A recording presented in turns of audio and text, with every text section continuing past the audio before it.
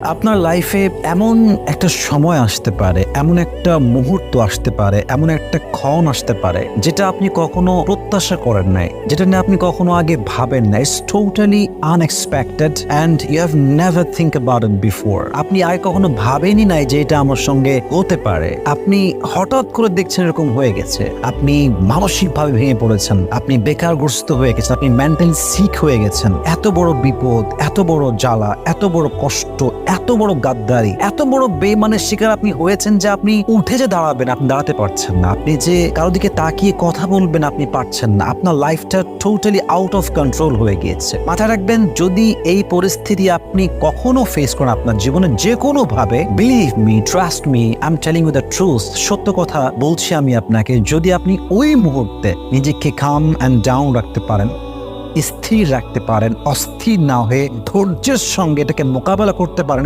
এবং রাইট টাইমের অপেক্ষা করতে পারেন, ইউ উইল বি উইন। আপনি বিজয়ী হবেন এবং আপনার এই বিজয়কে কেউ ঠেকিয়ে রাখতে পারবে না। তো এটাই হচ্ছে মূল মেসেজ, যে জীবনে যত বড় কষ্ট আসবে তত বেশি ধৈর্যশীল আমরা হব, এবং ধৈর্যই হচ্ছে এমন একটা গুণ যেটা আপনাকে সঠিক সময়ে এমন ফলাফল দিবে, আপনার জীবনের সমস্ত আনএক্সপেক্টেড সিচুয়েশন